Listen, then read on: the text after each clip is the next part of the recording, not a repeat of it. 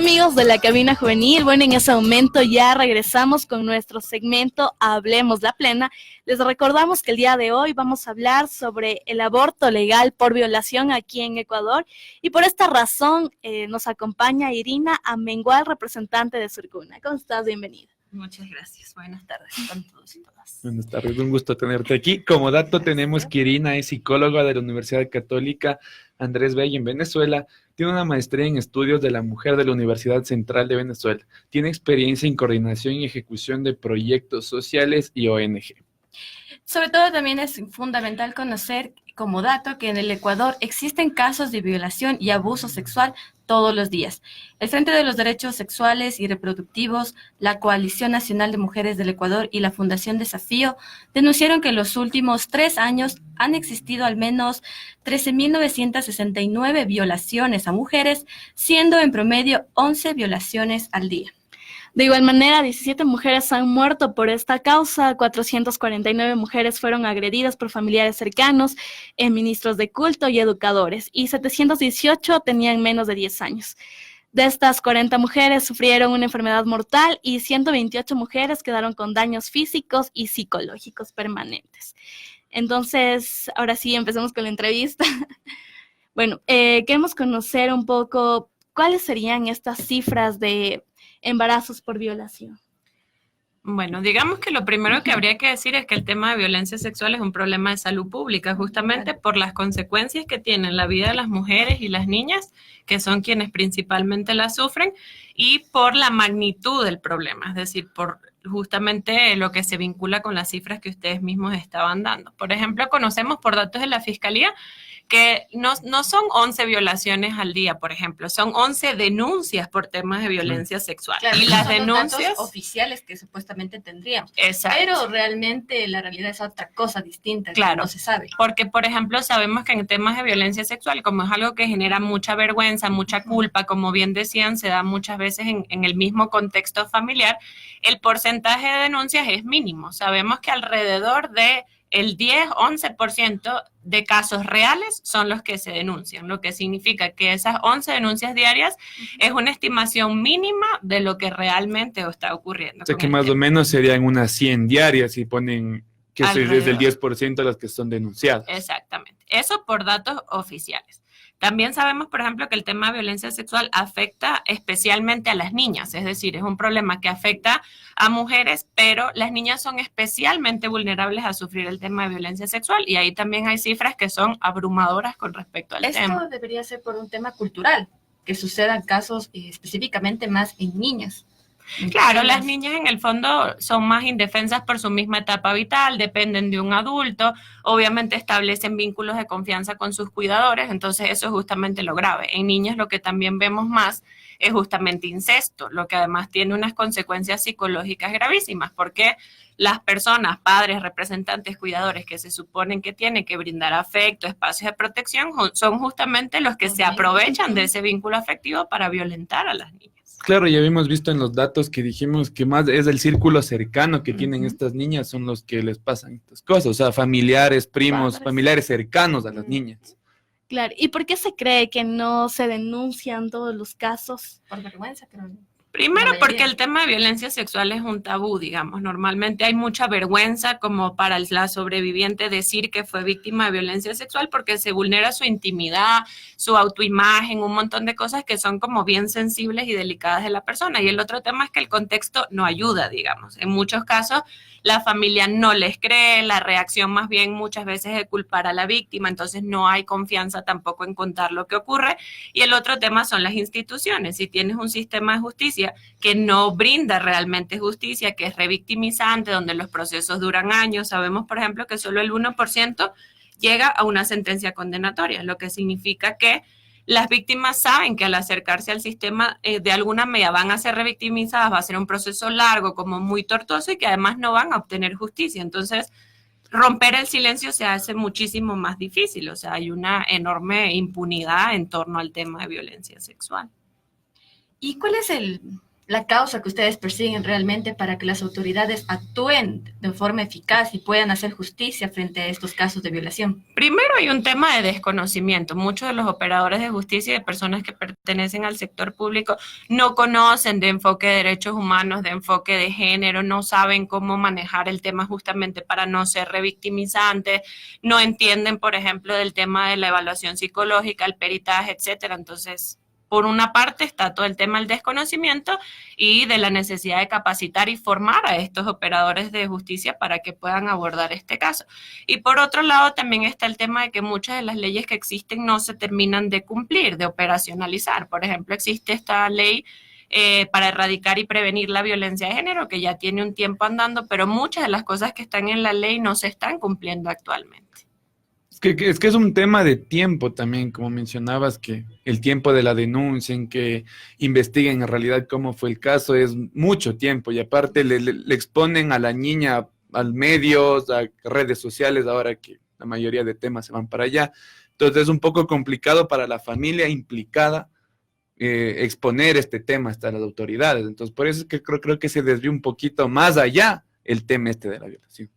Claro, los tiempos tampoco ayudan. Obviamente, el tiempo en sí mismo es revictimizante. Tener que esperar años para tener justicia, tener que ir a un montón de instancias, tener que contar lo mismo muchas veces, tener que ir a 3 psicólogos diferentes, uno que te agarra el testimonio anticipado, otro te hace el peritaje. Todo el proceso en sí mismo, la demora en el proceso es revictimizante. Y más que nada exponer a la niña, o sea, todo ese tiempo es de exposición a la niña, daños psicológicos más a ella, que es, en realidad ella es la víctima. Pues, entonces es un poco el problema ese en realidad. Exacto. Y también, ¿cuáles serían las consecuencias que van a tener a lo largo de la vida las víctimas?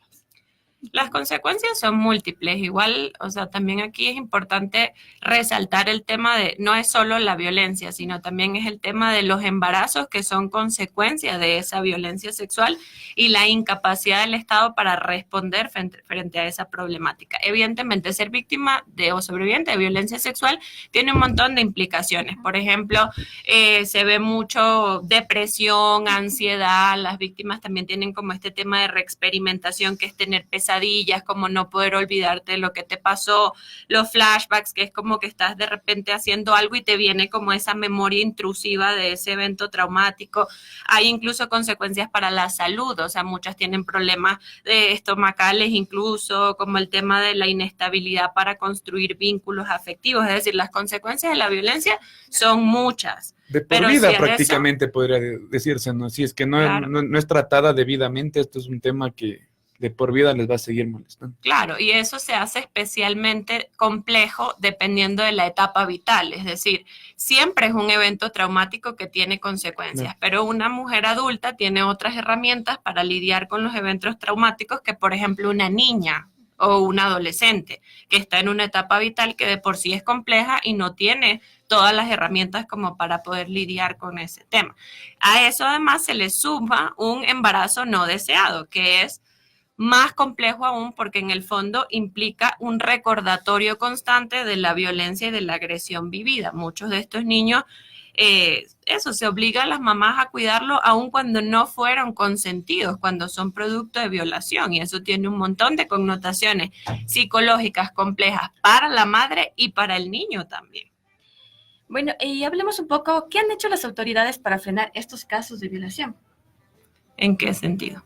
En todos los sentidos, porque es poco realmente lo que se está viendo que está haciendo las autoridades, pero... Claro, lo que te comentaba, ahorita hay como debates bien interesantes justamente en torno a qué se puede hacer con respecto a este tema. Como te decía, existe esta ley, pero esta ley tiene que ser implementada. La ley por sí misma no va a cambiar la realidad. Implica que todas las instituciones pongan en ejecución lo que ya está planteado en esa ley, pero luego hay otros debates que hay que tener, como por ejemplo el que está ahorita sobre la mesa, que es el tema de aborto por violación. ¿Por qué? Porque las niñas tienen derecho justamente a acceder a un aborto seguro como parte de la reparación en torno a la violencia que sufrieron.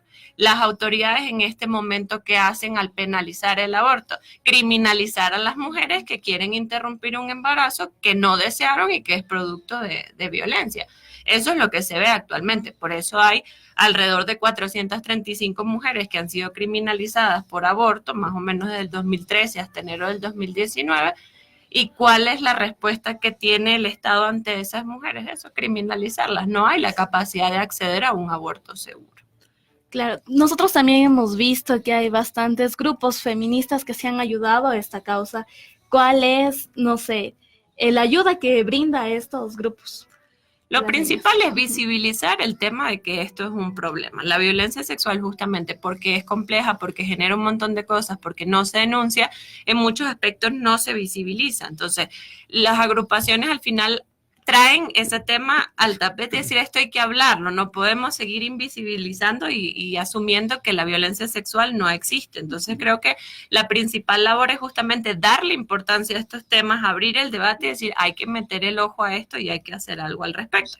Y lo otro es que a falta del Estado, muchas veces las organizaciones son quienes terminan asumiendo la responsabilidad de acompañar a las sobrevivientes, de asesorarlas, de darles apoyo legal, de darles apoyo en salud y de empezar a tratar de cubrir todos los vacíos que la ineficiencia del Estado deja. Es que por esta misma ineficiencia, lamentablemente, vemos que esto se ha tomado como algo normal, porque no existe alguna sanción que se diga a las personas que hacen esto para que la gente también tome conciencia y cambie la manera de pensar. Entonces, como las autoridades tampoco es que tienen mucho, o sea, como que se meten mucho en estos temas, hay gente que piensa que es algo normal. Entonces, no es como que si es que hubiera alguna sanción en realidad fuerte para estas personas, de la gente dijera, no, es en realidad esto está mal y hubiera algún culpable, alguna sanción. Es que existen varios grupos que también están en contra, o sea, Claro. los pro vida que dicen que esto está mal, que es algo moral, que realmente exista un aborto por parte de una niña, que va en contra de incluso de la iglesia, o sea, meten todo en esto con tal de no Y se respaldarlo. escudan también las autoridades, como dicen, como hay gente que apoya, hay gente que dice que no a esto, entonces ahí se forma el debate. Entonces, sin embargo, yo creo que hay datos interesantes, por ejemplo, como para entender cuál es la opinión de la gente. O sea, por ejemplo, en encuestas recientes se sabe que el 75% de ecuatorianos y ecuatorianas no están de acuerdo con que las mujeres vayan a la cárcel por abortar, por ejemplo. Entonces, claro, independientemente de las autoridades, eso te da cuenta de que la gente no está de acuerdo con que una mujer, por buscar justamente reparar lo que le ocurrió, sea criminalizada. Entonces, al final, independientemente de que existan estos grupos con opiniones particulares, la verdad es que el grueso de las personas en este país piensan que las mujeres no deberían estar presas por abortar. Y si la mayoría de gente piensa que las mujeres no tendrían que estar presas por abortar, ¿por qué aún no se aprueba que el aborto sea legal por violación aquí en Ecuador? Porque se siguen los debates en la Asamblea Nacional. Claro, es que más que nada es un tema moralista que daña, o sea, entra bastante en el debate que hay gente que como apoya, hay gente que desapoya. Entonces es un poco complicado decir no aprobemos. Creo que pasan por bastantes filtros para aprobar este tipo de leyes. Claro, sin embargo, ahí también hay un factor que es interesante también aportar a ese debate y es que la penalización del aborto no sirve, digamos, no cumple con su objetivo. Que esté prohibido no hace que las mujeres dejen de abortar. Lo que hace es condenarlas a tener que buscar abortos inseguros y en muchos casos morir a causa de ese tema. Entonces, la ley y la prohibición no funciona, no cumple su objetivo. Entonces, lo que hace más bien es generar un daño y eso son como las cosas que hay que poner sobre la mesa justamente para llegar a un resultado positivo en torno a estas discusiones. Más que nada garantizar, muy aparte que aprueben o no aprueben la ley, garantizar un aborto seguro para las chicas, como mencionabas antes, que bastantes chicas mueren también en estos procesos, y seguirles, ¿no? Un proceso psicológico, porque también es bastante, o sea, como que les afecta igual a las personas este tipo de decisiones. Claro, la reparación entendida como integral, que es como normalmente se llama, implica una serie de medidas que hay que tomar. Hay que garantizar que puedan mantenerse en el colegio, hay que garantizarles servicios de salud de calidad, el tema del trabajo, porque muchas, por ejemplo, para dedicarse al cuidado tienen que dejar de estudiar y terminan accediendo a trabajos empobrecidos, donde se perpetúa el ciclo de la pobreza. Es decir, la reparación implica un montón de cosas, la terapia psicológica, no es solo que el agresor vaya preso o que en algunos casos se les dé, por ejemplo, un tema de indemnización económica. La reparación integral real implica una gama de medidas que habría que tomar. Bueno, y sí podemos ver que ha habido avances en esto, porque antes, hace mucho tiempo, les botaban de los colegios a las chicas que estaban embarazadas. Sí, actualmente obviamente han cambiado muchas cosas, sin embargo es eso, de la norma a la práctica siempre suelen haber brechas. Por ejemplo, yo trabajé un tiempo con justamente víctimas niñas de violencia sexual y si bien es cierto que se les da algunas facilidades, todavía hay brechas, por ejemplo, para implementar las aulas hospitalarias y que ellas puedan estudiar a distancia estando embarazadas, o que, por ejemplo, se flexibilicen las fechas en las cuales pueden reingresar al colegio luego de dar a luz, etcétera. O sea, sí hay avances y la verdad es que cada vez hay más acceso, pero todavía hay cosas que mejorar. Muchas personas también creen que si aprueban un aborto legal, es como impulsar o incentivar a que las mujeres como que sigan teniendo relaciones y sigan quedándose embarazadas para poder seguir haciendo esto. O sea, es un pensamiento muy absurdo, pero lamentablemente así las opiniones que existen. Pero ¿tú crees realmente en esto? Porque yo creería que es algo absurdo pensar que es como incentivar a que las mujeres sigan teniendo relaciones. Eso es básicamente un prejuicio negativo con respecto a las mujeres, o sea, eso es asumir irresponsabilidad, asumir, no sé, que las mujeres van a incurrir, o sea, al final es eso, es un prejuicio absurdo con respecto pero son mujeres mismas las que dan este tipo de comentarios. Claro, pero digamos que ahí el tema de ser mujer o hombre no necesariamente se relaciona directamente con la forma en la que piensas o tus creencias personales, un poco estas cosas que son ya más culturales, digamos. O sea, no hay es que nada se excusan, como decir en ¿no? esto, ajá. Se excusan en decir que, como decía acá Diana, que van a seguir teniendo relaciones. O sea, como que se excusan, yo también había escuchado, como se excusan para impedir una ley por cosas religiosas, por cosas moralistas o quizás hasta éticas que tienen ciertos círculos sociales, piensan que esto está mal, pero en realidad habíamos asistido a varias marchas y que escuchábamos consignas que decían las niñas no son madres. Entonces, en este tema, niñas de 10, 11, 12 años siendo madres es como un niño con otro niño, una niña con un niño. Sí, yo atendí casos de niñas de 11 años embarazadas por su padre biológico, por ejemplo. Son realidades, pero lo que mucha gente tampoco desconoce, ¿no?, sobre el tema, ¿por qué se debería despenalizar el aborto por violación? Lo que comentábamos antes, primero porque la penalización no funciona, no impide que las mujeres aborten, lo que hace es generar abortos inseguros y muertes que se podrían prevenir. Lo segundo es que el tema de despenalizar es una forma de reparar y de dar opciones a las víctimas. Condenar a una mujer y a una niña a continuar con un embarazo producto de violación es considerado tortura, trato cruel e inhumano. Entonces, obligarlas no solo a finalizar ese embarazo, sino luego a tener que hacerse cargo de esa maternidad, al final es eso, es tortura. Entonces, despenalizar el aborto tiene que ver justamente con darle opciones a esas mujeres que están siendo víctimas de violencia con respecto a eso, reparar el daño que ocurrió en su vida, en su plan, en todo. Sí, es verdad que sí, hay mucha gente que no tiene ese desconocimiento, como ya todos hablábamos aquí, hay algunos que están a favor, otros en contra, pero todavía se tiene que tomar este tipo de decisiones. Pero como hablábamos también, en la familia, ¿qué se puede hacer? No sé si es que también educar en la familia o en el colegio mismo, para que si la persona es víctima de abuso o violación pueda hablar y no se sienta cohibida o tenga vergüenza a denunciar lo que está pasando. Creo que existen fundaciones también, ¿no?, donde pueden acercarse las chicas o hasta niños, ¿no?, chicos, a decir que lo que les pasó y tienen un apoyo más que nada. No es que tampoco están solos, pero piensan que están solos, porque a veces, como decíamos antes, que la propia familia no les cree. sea, dicen, no, ¿cómo va a hacer eso tu papá, tu tío, tu primo? O incluso la propia familia te dice, no, mejor no lo denuncies, Claro. no digas nada porque nos vas a hacer quedar mal a toda Claro. la familia. Y también es un tema más de prejuicios porque dicen, vamos a quedar mal delante de todos. Mejor quédate callada y como que ¿Qué nada ha pasa? pasado.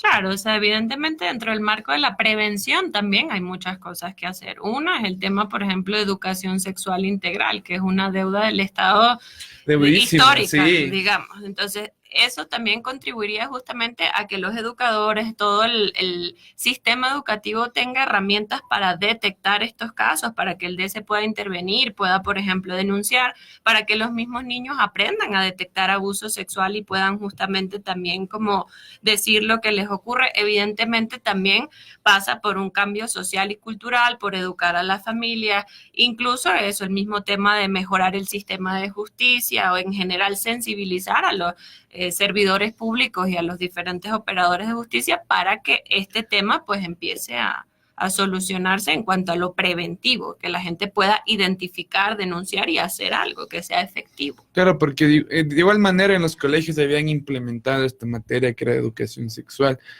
pero en realidad era como que se la veía como que a rasgos nomás, o sea, en cosas preventivas de embarazos y cosas así, pero no se adentraban más a temas de violaciones, de prevenciones, de decirle, de educarle a las personas cómo tienen que reaccionar si pasan este tipo de cosas. Claro, o sea, es que ahí justamente con los niños, por ejemplo, hay algunos programas y algunas iniciativas puntuales como en tema de abuso sexual, pero tendría que ser parte del currículo escolar, Claro. no puede ser una iniciativa personal de un profesor o una educadora que quiera hacer, tendría que ser un lineamiento materia, generalizado. Es que se quedan pensando. Bueno, en sí es verdad, no sé también qué se puede hacer, por ejemplo, para que en la Asamblea Nacional por fin aprueben el aborto por violación. Todavía se puede seguir haciendo los plantones, que hay mucha gente que dice que no sirve para nada. O sea, ¿qué se puede seguir haciendo para que todo eso? O sea, justamente tener estos espacios para hablar sobre el tema, para seguir sensibilizando. Y yo sí creo que al final las personas tienen derecho justamente a hacer un llamado a los mismos asambleístas y transmitirles esta realidad, decir lo que realmente le ocurre a las víctimas y las sobrevivientes de violencia sexual.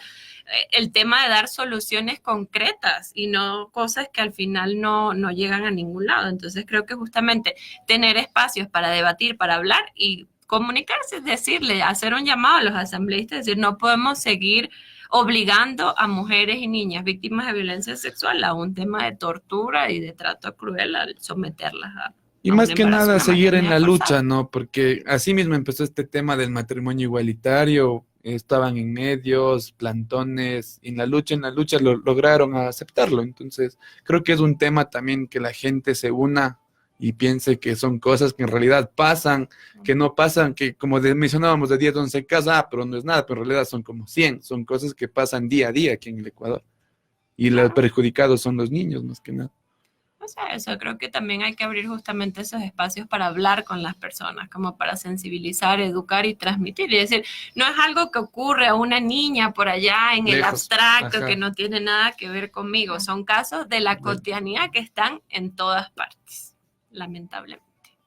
Y que lamentablemente le puede pasar a cualquiera, a un familiar, a una amiga, a cualquier persona le puede pasar este tipo de casos y por lo mismo debemos todos unirnos, porque creo que juntos vamos a poder lograr algo más específico para que las autoridades también puedan hacer justicia en estos casos y se aprueben varias leyes que son fundamentales para que la violencia contra las mujeres, la violación sexual pueda realmente tener justicia y las mujeres no se callen, porque muchas veces cuando ellas se callan dicen, es que al final yo no voy a tener justicia, mejor no digo nada porque se va a demorar el proceso y más bien voy a perder tiempo tal vez, o voy a quedar mal y al final no se va a hacer nada. Entonces también es parte culpable de las autoridades de no hacer nada para que todas las mujeres también se queden calladas.